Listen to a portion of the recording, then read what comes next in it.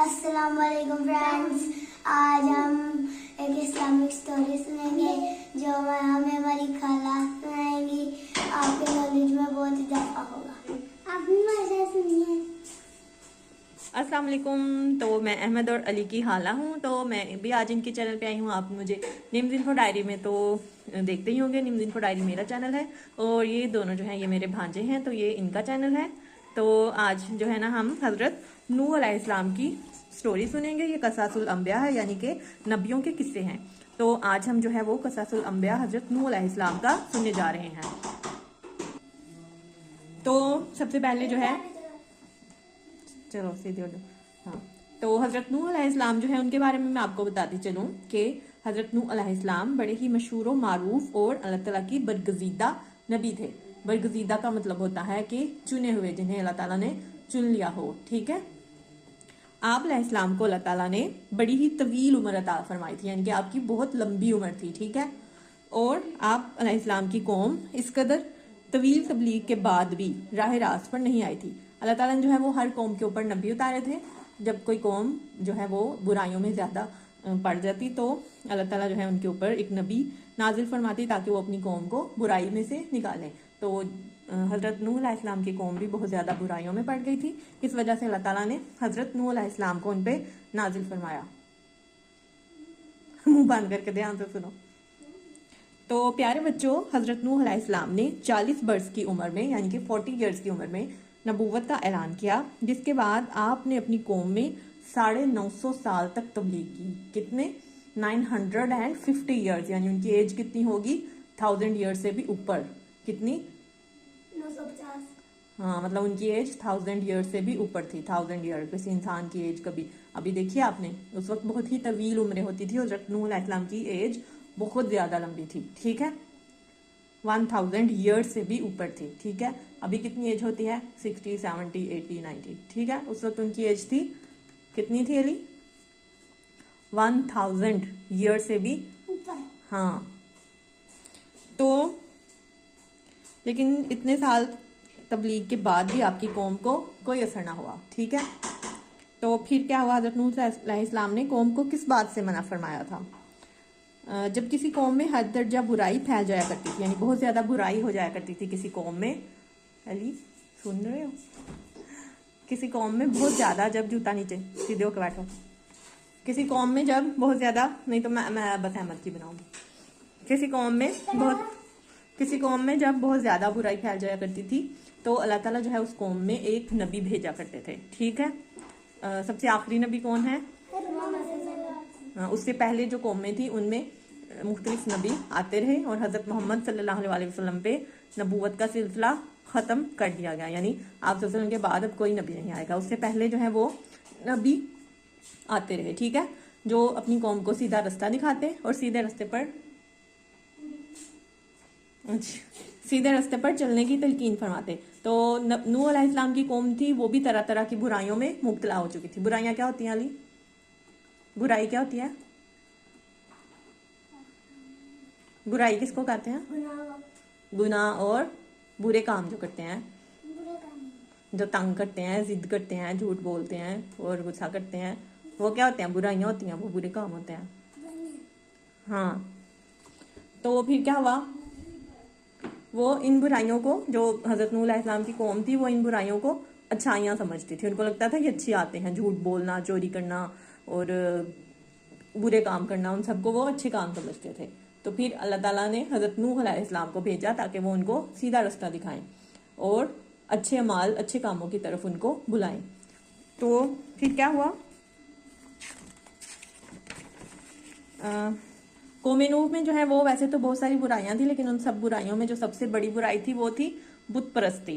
बुत परस्ती क्या होता है? वे बुतों की पूजा करते हैं। हाँ, पता है आपको बुतों की पूजा करते हैं? देखा कभी बुत देखे हैं जिनकी पूजा कर रहे होते हैं वो? हाँ। तो बुतों की पूजा उनमें सबसे बुरी आदत थी। तो हज़रत नूह अलैहिस्सलाम ने क्या किया? अपनी कौम को बोला कि बुराइयों से दूर रहें, यानी बुराइयों से बचने का बोला, लेकिन आपकी कौम ने आपकी एक भी ना सुनी। ठीक है। फिर क्या हुआ? तो सबसे पहले जो थी हज़रत नूह अलैहिस्सलाम की कौम थी जिसने बुत परस्ती शुरू की थी। ठीक है। सबसे पहले उसी कौम ने बुतों को पूजना शुरू किया था। उन्होंने पत्थर की मूर्तियां बनाई और कहा कि यही हमारे खुदा हैं, यानी उनको वो खुदा मानना शुरू हो गए। ठीक है, समझ आ रही है अली? हैं? तो बुतों की पूजा करने लग गए। फिर हजरत नूह अलैहिस्सलाम आए और उनको मना किया। फिर जब हजरत नूह अलैहिस्सलाम जो है वो आए, उनकी कौम ने आपका मजाक उड़ाना शुरू कर दिया जानबूझ के। वो जो है आपकी बातों को नहीं मानते थे। फिर कुछ गरीब लोग थे जिन्होंने आप अलैहिस्सलाम पर ईमान लेके आए। कुछ गरीब लोग थे जो कि हजरत नूह अलैहिस्सलाम की बातों पर ईमान लाना शुरू हुए, लेकिन वो गरीब थे, वो कुछ कर नहीं सकते थे, उनको लोग ज़्यादा इज्जत नहीं देते थे। लेकिन आहिस्ता आहिस्ता जो है वो लोगों ने ईमान कबूल करना शुरू कर दिया। लेकिन जो उस कौम के सरदार और जो ज़्यादा अमीर लोग थे वो क्या करते थे, वो ताने दिया करते, तंग करते सबको। ठीक है, हज़रत नूह अलैहिस्सलाम को, जो लोग ईमान लाए थे उनको भी। ठीक है, फिर वहाँ पे कुछ सरदार थे जो बहुत ही आवारा थे। ठीक है, कुछ आवारा से, उबाश से सरदार थे। उन्होंने क्या किया, उन्होंने कहा कि आपके पास जितने ये गरीब हैं जो कि ईमान लेके आए हैं, अगर आप इनको खुद से दूर कर दें, इनको बुलाना छोड़ दें। तो ये जो बुत थे, मतलब ये जो सरदार थे, खुद को इसी तरह दूर करते गए, ईमान से दूर रखा, खुद को जहालत इसी तरह फैलती रही। और बुतों की पूजा करते थे ये लोग। और फिर बहुत से लोग जो हैं वो इन्हीं बुतों के, जो इनके पास मंदिर थे, उन पर बहुत ज़्यादा वो चीज़ें दे के जाते थे। तो उस कौम के जो सरदार थे वो उन्हीं चीज़ों से गुजारा कर लेते थे। जैसे मतलब वो चढ़ावे चढ़ाते थे, उनके बुतों के वो बने हुए थे ना मंदिर। और मेरी हाँ, तो इसी तरह फिर जो है वो उनकी आदत ख़राब होती गई। फिर इन लोगों पे अजाब आना शुरू हुआ। ठीक है, हज़रत नूह अलैहिस्सलाम जो है 950 बर्स तक, 950 ईयर्स तक कोशिश करते रहे इन लोगों को यानी तबलीग करते रहे, लेकिन वो लोग नहीं माने। फिर क्या हुआ, फिर अल्लाह ताला ने जो है वो इनको अजाब देना शुरू हुआ।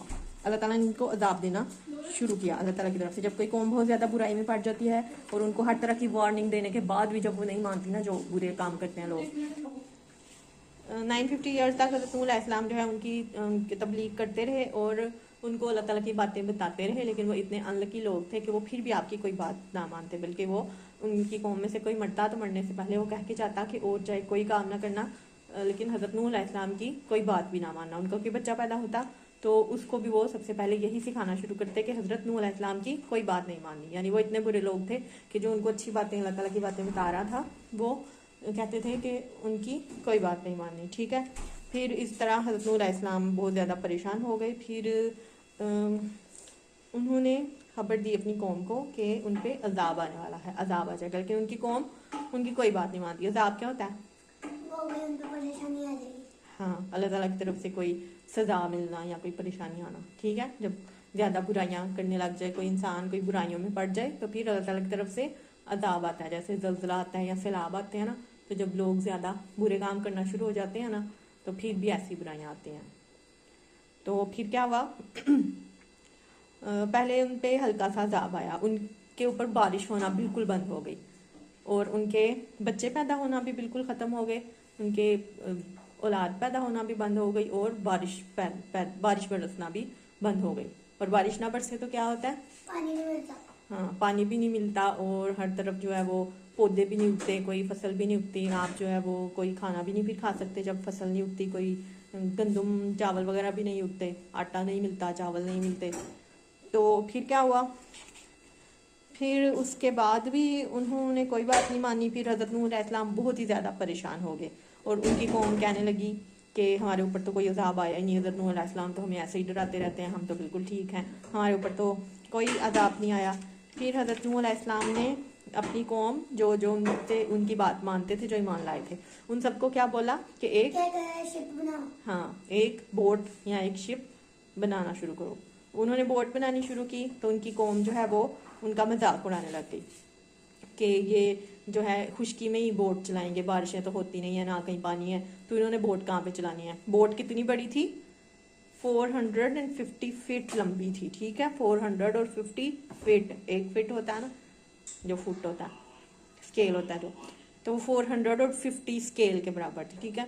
इतनी लंबी बोट बनाई और उस पर सिर्फ वही लोग बैठे जो ईमान लेके आए थे और अपने ईमान को जिन्होंने बचा के रखा था। पौधे, जानवर और अच्छे इंसान और परिंदे।